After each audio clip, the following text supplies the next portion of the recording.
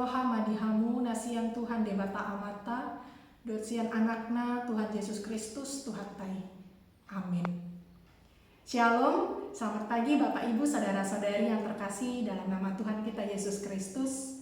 Kita berjumpa kembali dalam renungan pada pagi ini, di mana Tuhan menyapa kita di hari Selasa 13 September 2022 dengan firman-Nya yang tertulis di dalam kitab Imamat pasal 19 ayat 17. Demikianlah firman Tuhan.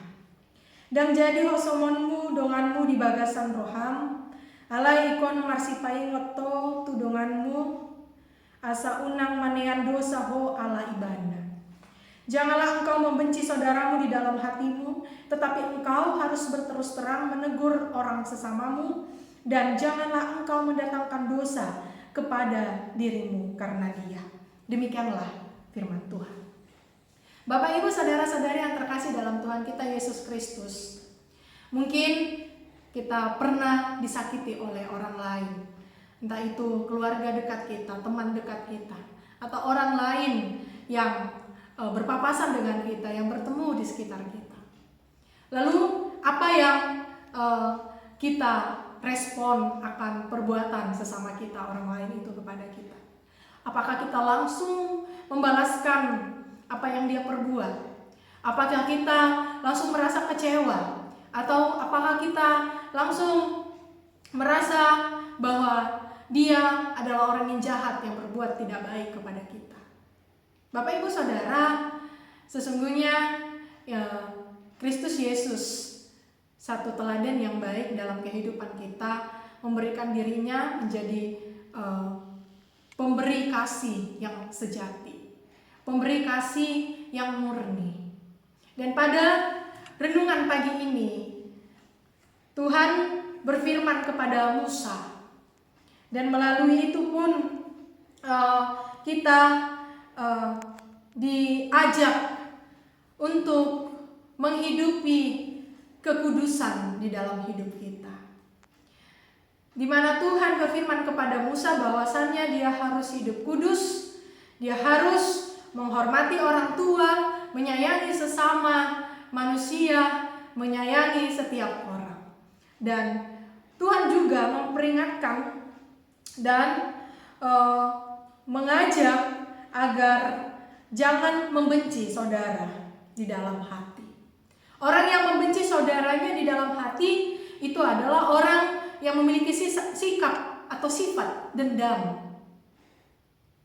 Bapak Ibu, tanpa kita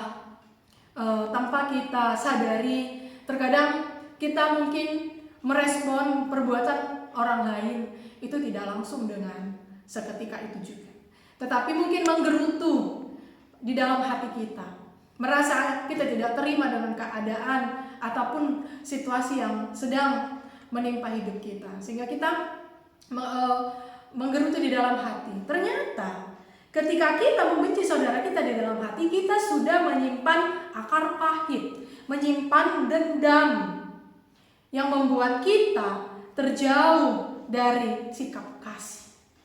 Padahal kita diajak untuk terus terang, diajak untuk mampu menegur, memperingati orang tersebut ketika dia melakukan hal yang tidak baik. Karena ketika kita memperingati seseorang agar dia tidak melakukan atau membalaskan hal yang tidak baik, sesungguhnya kita sudah menunjukkan teladan kebaikan. Tetapi ketika kita membenci saudara kita di dalam hati kita, kita mempunyai dendam di dalam hati kita, kita mau menyimpannya hanya di dalam hati kita. Ternyata Bapak Ibu, orang yang membenci saudaranya di dalam hatinya, orang yang mempunyai dendam di dalam hatinya, di dalam hidupnya, pikirannya itu sesungguhnya sudah dikuasai dengan hal-hal negatif. Kalau saat ini dikenal dengan netting, sebentar-bentar netting, negatif thinking. Apa yang diperbuat sekitarnya, apa yang diperbuat temannya, atau apa yang terjadi di dalam situasi kehidupannya, dia cepat menganggap dan merasa itu adalah sesuatu yang negatif. Orang yang menyimpan kebencian di dalam hatinya adalah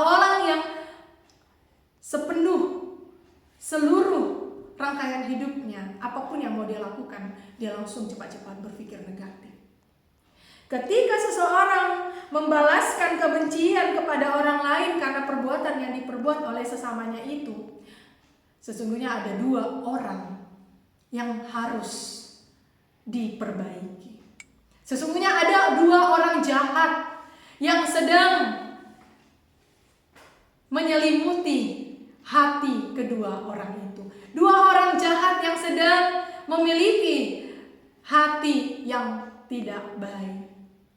Ketika misalnya saya membenci orang lain, saya pasti memikirkan hal-hal apa yang mau saya balaskan supaya dia tidak merasa sukacita.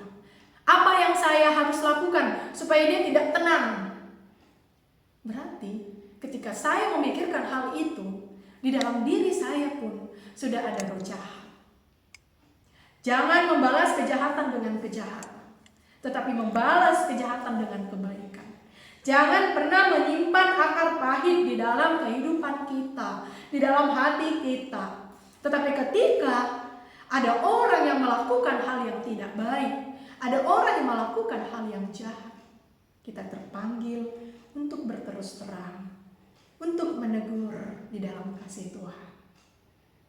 Karena dengan demikian, kita pun dilarang, diajak untuk janganlah engkau mendatangkan dosa kepada dirimu karena dia. Karena ketika ada orang berbuat tidak baik kepada kita, sehingga kita pun membalaskan hal yang tidak baik, sesungguhnya kita sudah mendatangkan dosa atas diri kita.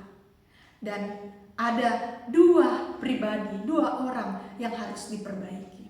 Tetapi ketika ada orang yang tidak memperlakukan kita dengan baik, ada orang yang berlaku jahat, tidak adil, curang kepada kita, selalu memberikan kekecewaan, selalu memberikan kesedihan, merendahkan kita, atau menganggap kita hina, percayalah dan janganlah membalaskan hal demikian kepadanya. Tetapi dengan kita mampu mengasihi, menunjukkan diri kita sebagai pribadi yang meneladani Yesus di dalam kehidupan kita, kita pun terpanggil untuk menyalurkan kebaikan, bukan kebencian. Menyalurkan kasih, bukan dendam. Menyalurkan kasih Tuhan, bukan selalu menjatuhkan yang lain. Untuk itu, Bapak Ibu saudara-saudari yang dikasihi Tuhan kita Yesus Kristus, melalui renungan pada pagi ini, di saat-saat kita mau bergegas melakukan aktivitas kita, mari kita ingat bahwa apapun yang kita lakukan, mari kita lakukan dengan kasih dan sukacita. Terhadap sesama kita jangan menyimpan kebencian atau dendam. Karena Allah sumber kasih dan sukacita akan melimpahkan kasih dan sukacita kepada orang-orang yang mau berbuat kasih dan selalu bersukacita di dalam kehidupannya. Baik buruk, baik orang jahat, orang baik yang datang silih berganti di dalam kehidupan kita, itu Tuhan pakai untuk kita terus menyalurkan kebaikan, kasih, sukacita, dan damai sejahtera.